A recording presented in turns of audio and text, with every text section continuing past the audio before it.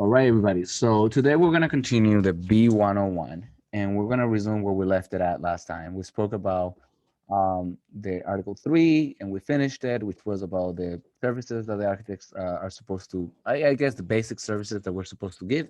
Then we have these other items or other services called supplemental and additional services. I'm going to make this into a large format real quick so that it's a little bit cleaner. Actually, no, that doesn't help.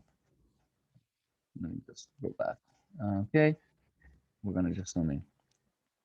So before we spoke about all the general, in the last sessions we spoke about all the basic services that we're supposed to provide, and starts all the way from the evaluation of the program, schematic design, design development, construction documents, and then we continue with the pre-construction activities, and then we get the construction administration services. Now we're going to focus on those other services that go above and beyond our basic services. And these services evolve. Is we live in a very changing world. Every single day, things change a little bit as we progress. So there are more services that architects keep adding onto their repertoire that make them a lot more viable. But it all depends on the kind of project and the kind of client and the kind of situation in which you are being, involved in. So, uh, from the very beginning, let's talk about 4.1 supplemental services. The services listed below are not included in basic services, but may be required for the project. The architect shall provide the list of supplemental services only if it's specifically designated in the table below as the architect's responsibility, and the owner shall compensate the architect as provided in section 11.2. Unless otherwise specifically addressed in this agreement, if neither the owner nor the architect is designated, the parties agree that the list of supplemental services is not being provided for the project. All right, so if it hasn't been assigned to anybody, it's not on the project. Um, we have to always think about those services because, remember that not so good friend of ours, the scope creep. That's when you start doing things that you're not supposed to do on your contract, and then you start reducing the profit. So, to make it very clear, let's say we were supposed to be hired to do this, and I'm gonna make it to do services for this amount of money, all right? And I will spend, and we spoke yesterday a little bit about this, and I will spend certain amount of hours on that, right? That were budgeted for that project, right? So that went to IGO, and then we have, sorry, the money's falling, and then Prasanna worked on some of that, and she worked on that, and then our principal reviewed those drawings, and they review those drawings, they spend time. We're billing that time, each one of that time. Um, and if we begin to do other things on the project that we weren't supposed to do, like let's say we're spending too much time on very like detailed and realistic renderings or very like detailed sections that weren't really important for the project, then we start spending time on that, right? But here's the issue.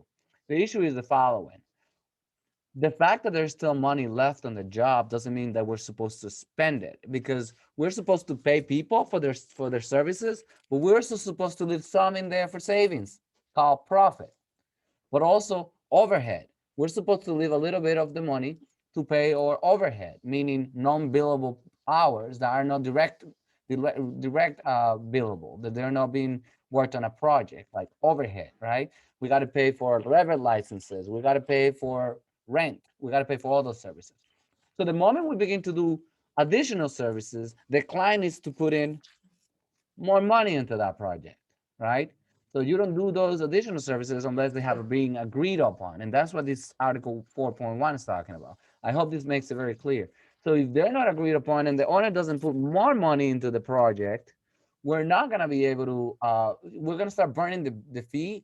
And not only that, it gets worse. Well, we have spent all the money, there's no money left, and the company is spending the money into the project from their own pocket. That's called finances. That's not a profitable approach. We're not financing. That's financing the project. We're not financing the project. We're not a financial institution.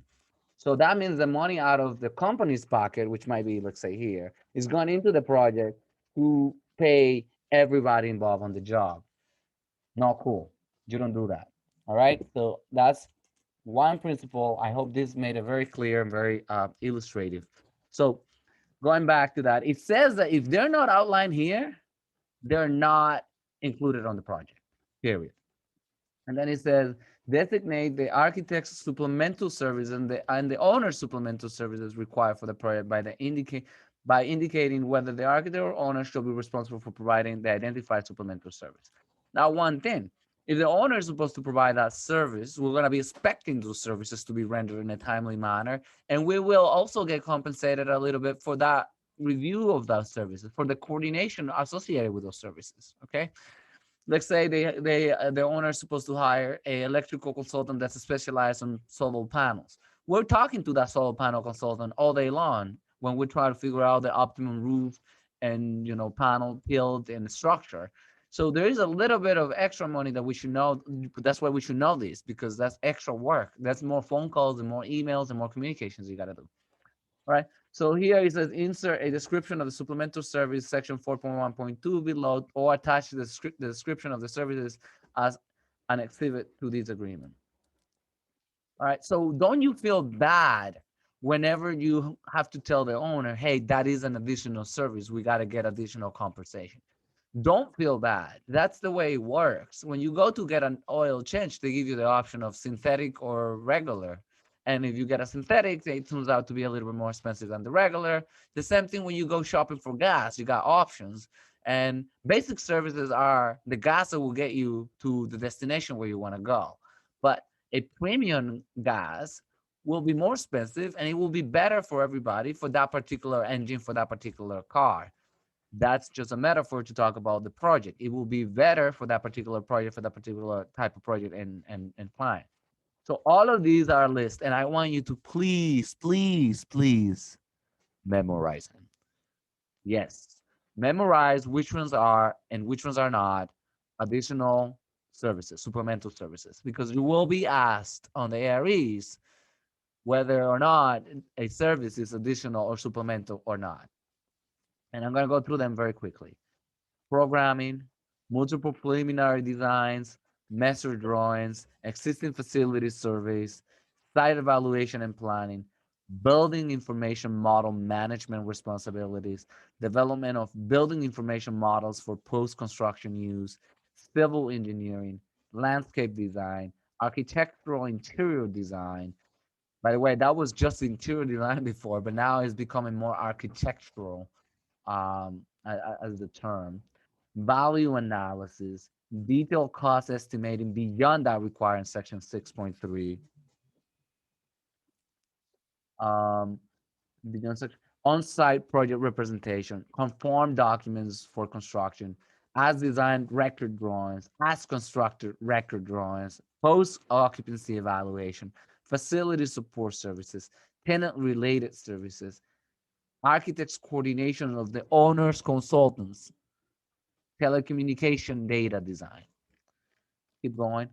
Security evaluation and planning, commissioning, sustainable project services pursuant to section 4.1.3, fast track design services, multiple bid packages, historic preservation, furniture, furnishings, and equipment design, other services provided by specialty consultants, other supplemental services. So all of those services are not our basic bread and butter that we like. They're extra. And extra means you got to put more money on the pot. Otherwise, I'm not going to do it. All right. That's just the way it is. We got to be very strong about it. We got to follow that standard. That's part of the standard of care. And I would want you guys to look into what all of these things are. I mean, we kind of know a little bit of what programming is. We spoke about it last time on a separate note. But what are all of these things? And I want you to ask me questions about it. What are these things? Don't just take it from granted. Don't just believe that you know it. Always make sure that you really, really know it. Okay. So then 4.1.2, description of supplemental services.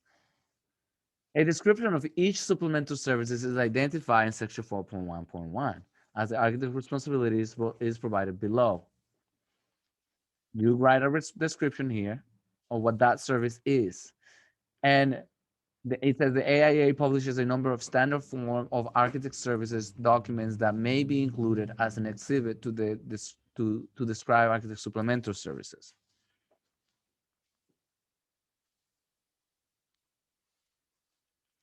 Okay, so section 4.1.2.2, a description of each supplemental service is identified in section 4.1.1 as the owner responsibility is provided below.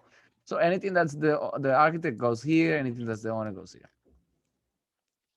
If the owner identifies sustainable objective in Article 1, the architect shall provide as a supplemental service the sustainability services required in the AIA document E204 2017 Sustainable Projects Exhibit attached to this agreement. The owner shall compensate the architect as provided in section 11.2.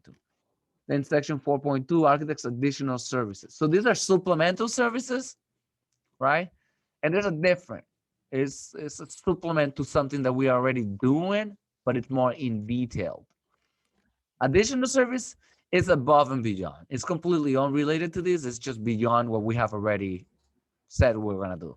An additional service may be something like, hey, we're supposed to provide 5 meetings, and then it's 2 more meetings are additional services, and things like that. And then there's another section called reimbursable expenses, which is things like printing and paper, mileage, and things like that. So, architect's additional services. The architect may provide additional services after execution of this agreement without invalidating the agreement, except for services required due to the fault of the architect. Now, that's a very important clause. If we were supposed to provide 4 meetings and we only provided 3, and then there was one that we kind of missed, we didn't go there. Well, we got to still provide that fourth one. But what about if we're supposed to provide 4 meetings and the fifth, and then there's supposed to be a fifth meeting, but it's because the architect made a mistake on something? Well, you shouldn't be charging for that. It is an additional service. You're giving a fifth meeting out of the 4 that you agreed on, or 6, depending on what it is. But it's your fault. Something went wrong, and it's your fault. That's the thing. You got to also admit to it. So any additional services provided in accordance with this section 4.2 shall entitle the architect to compensation pursuant to section 11.3 and an appropriate adjustment to the architect's schedule, because this may trigger changes in the schedule, right? Section 4.2.1, upon recognizing the need to perform the following additional services, the architect shall notify the owner. The architect shall notify the owner with reasonable promptness and explain the facts and circumstances giving rise to the need. There's a question here that we got. Every time the owner add an additional service, do you have to resign the contract, or does that work? How does that work? Well, that's a great question that we got here from Albeli. So you should issue an additional service kind of change order document that they have to approve. And it could be just a text, it could be an email. Really, it could be anything. It could be said in words. I do not recommend agreeing to something by just talking. I would, a text. I've done it via text where actually I say, hey, listen, going to site to review those dimensions is going to be an additional service. We were not, for instance, let's say we were supposed to do a basement renovation, and the owner all of a sudden wants us to do an attic renovation also. So I'll say, yeah, we're gonna go measure the attic as an additional service, and I would say it's gonna be $200 more for us to do that. And I say things like, do you want to proceed? And they say yes, and then I go ahead and do the work. But another thing I tend to always just write a proposal right away, whether they sign it or not. And if they reply with yes, go ahead, thumbs up, that's it. I do it. That's it. So sometimes something as simple as a thumbs up is great, and I go with it. All right. So, but the formal way would be issuing a document like a change order document, and it doesn't have to be signed. For instance, estimates don't get signed, invoices don't get signed. They don't have a signature field for an invoice. It's just a service that you were supposed to render, and they just have to be in agreement with the service. So, it could be something like, again, we went to measure that additional attic. I will send additional service invoice saying attic measuring, $200, boom, and they just pay it. All right. So then going to section 4.2.1, I did say a little bit about it. There are additional services that may happen that, well, we could never foreseen that we were going to be doing that. And they may be needed by the authority having jurisdiction or a change in the existing conditions or something like that. So I'm going to throw in an example. Guess what? And this is a construction example, though, so it's not the most helpful. But we were doing a basement renovation. I was acting both as the architect and the contractor. And turns out that we're supposed to do an egress window for that bedroom that we're renovating on the basement. When we opened up the wall, there is a pipe right in the middle of the concrete in which the window is supposed to go. The plumber was never supposed to be moving that pipe. He never knew about it. That's a change order. So that's a change order. But here's the deal: the pipe was caught, and it was causing a problem with damage, and the damages were gonna ruin everything inside and outside and the concrete and all that. So guess what? I went ahead and told the plumber. By the way, this is me acting as a contractor, not as an architect. As an architect, you do not tell the plumber what I'm about to say. I went ahead and said to the plumber, "Go ahead, fix it. That's a big problem. It's gonna cause a lot of issues. Tell me later what the cost is gonna be. The owner's gonna have to pay for it. Period. That's it." Right? So that was an additional service as a contractor that we could never foresee. Now, here's the deal. On the architectural side, when would that be an additional service that we couldn't foresee?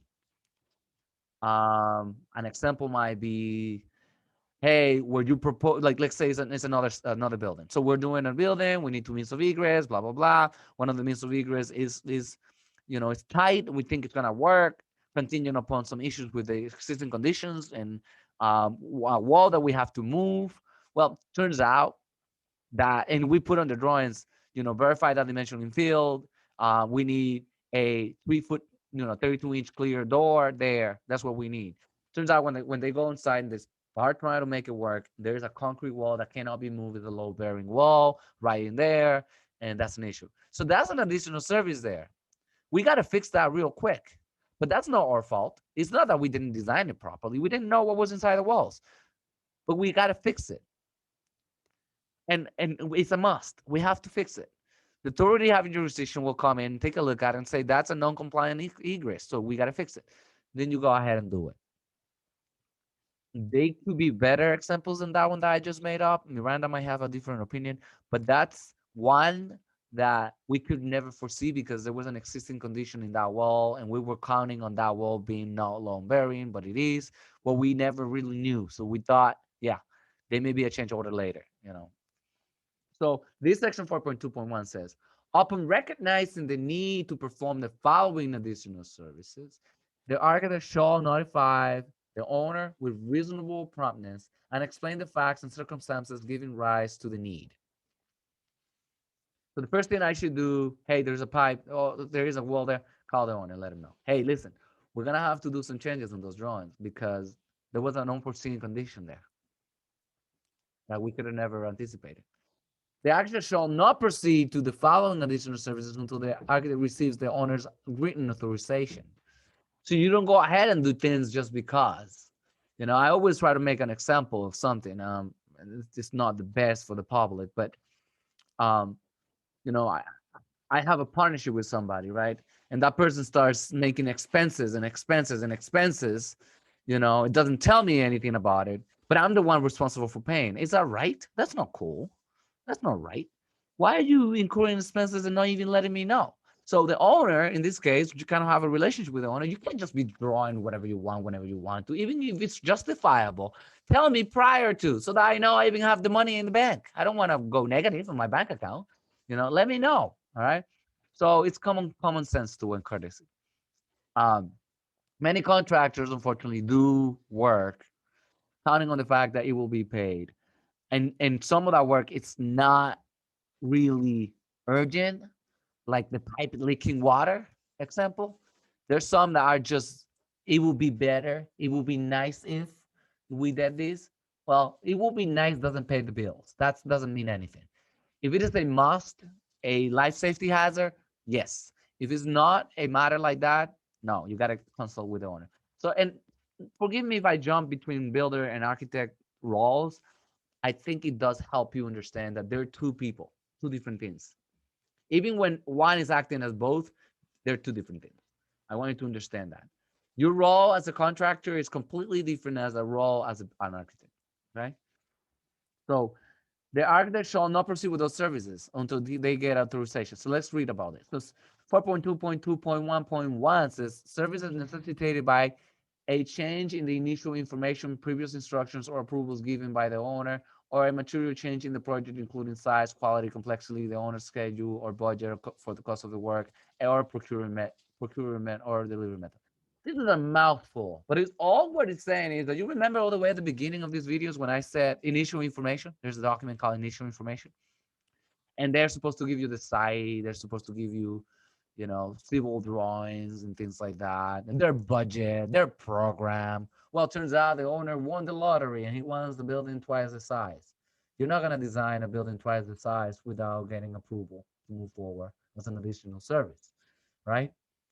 Or let's say turns out that the site that we were working on has ledge and you weren't anticipating that it was going to have ledge. They did some testing. And ledge, by the way, I go is big stones like that they have to blast. They can't build a foundation on those things. Is they're gonna have to blast it with dynamite, really, literally. So that's a change. That may trigger a change in our structural engineering services and our architectural services, okay, which are part of our basic services. So we are supposed to get additional compensation. Now it goes both ways, although I try to never let it happen the other way. And it is that if something is easier than we anticipated, then we got to give a credit to the owner. Meaning, we anticipated we were going to be doing that, but we haven't done it. And because we haven't done it, you have a credit of an amount that was allotted for that. Let's say I anticipate I'm gonna do another visit to the attic to measure, and I charge the client $200 for the visit, but it turns out that our existing conditions cover the attic beforehand. We are supposed to give that money back to the owner. That's just an example, though. I want to always try to illustrate things to you, and that's the strength I got over everybody else that's in this business of the Aries. I'm very illustrative and fun. Thank you. So that's that example, right? So if the initial information changes, then you got it. Change the expense. There's, and it could be the delivery method, the complexity, quality, a bunch of different things. Again, it may be that it's a simpler project, so we got to change it. So the number two, services necessitated by the enactment or revisions of codes. By the way, the word enactment, Igo, or anybody who doesn't know, is when you enactment is when you inaugurate, when you start a new code or a new rule.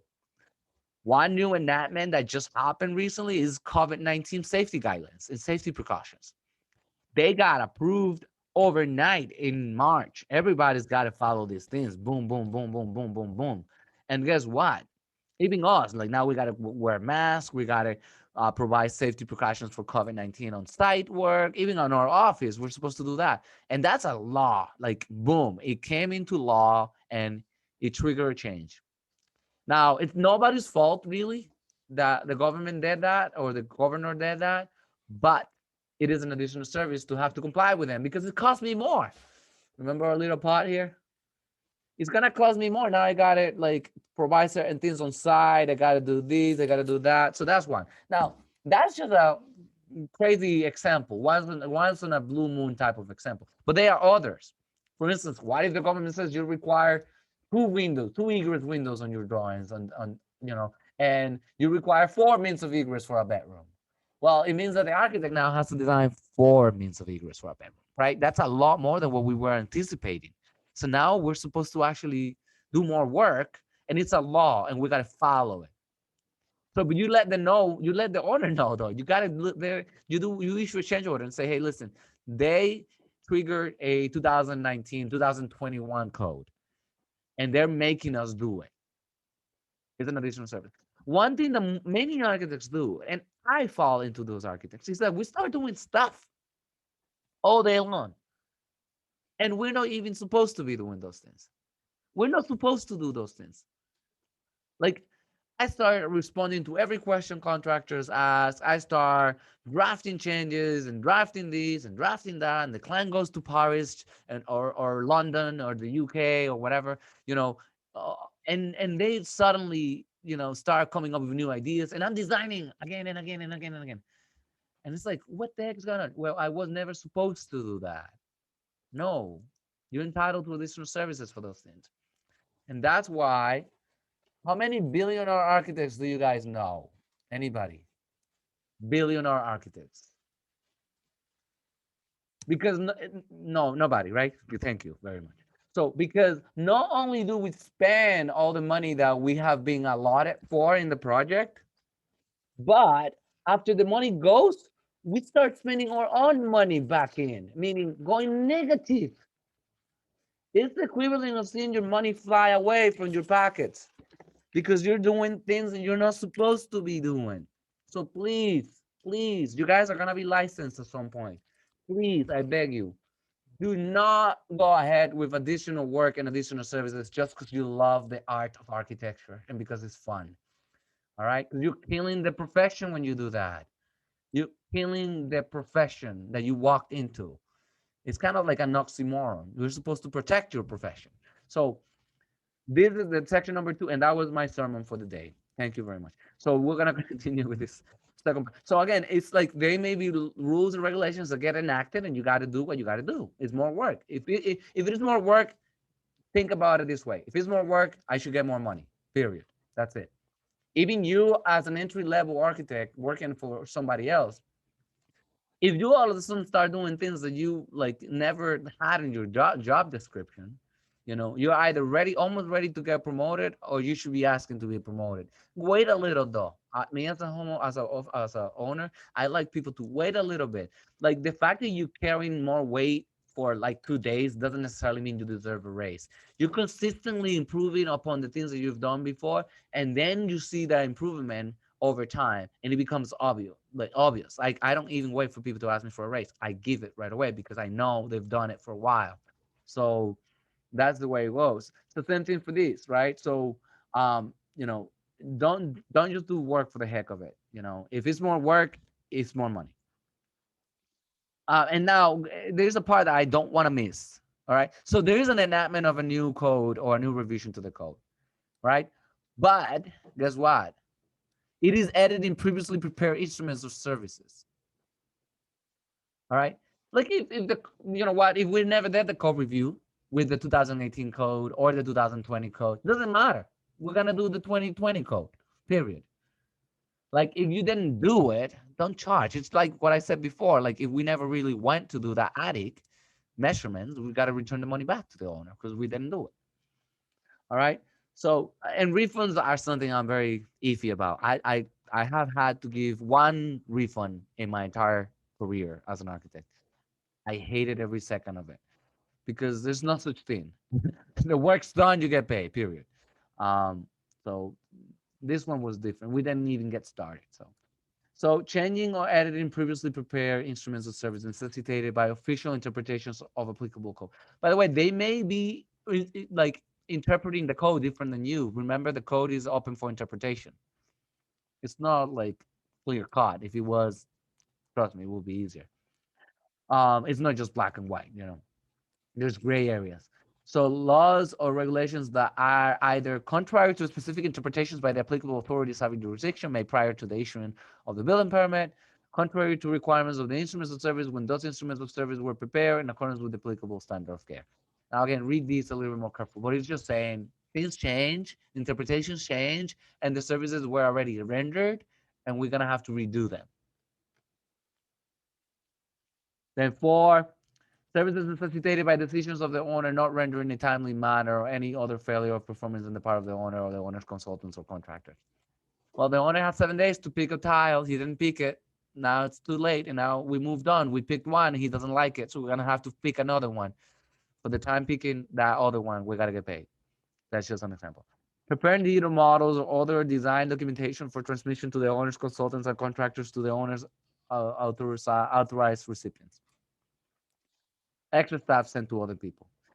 Preparation of design and documentation for alternate bid or proposal requests proposed by the owner. Again, another type of change.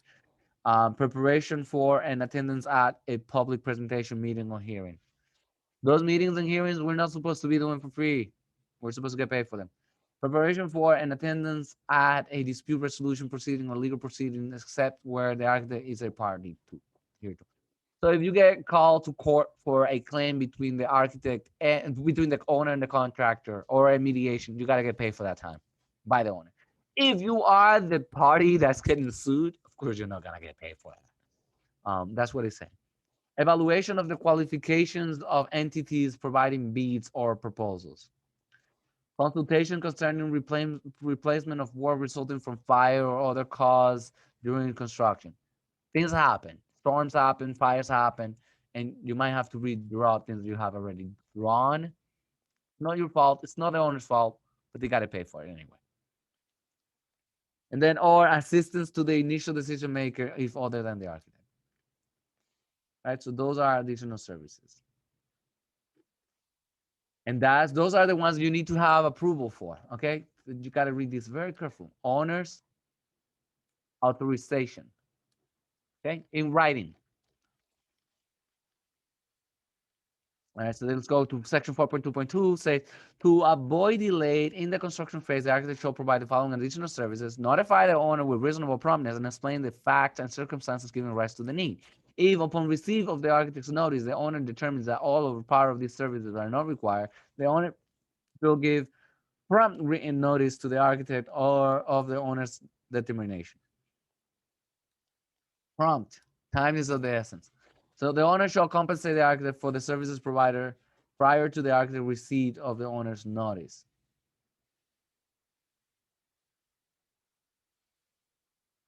So if you did it, it's done, and the architect didn't get back, the owner didn't get back to you in time, you still got to get paid. All right. Reviewing a contractor submittal out of sequence. Yes.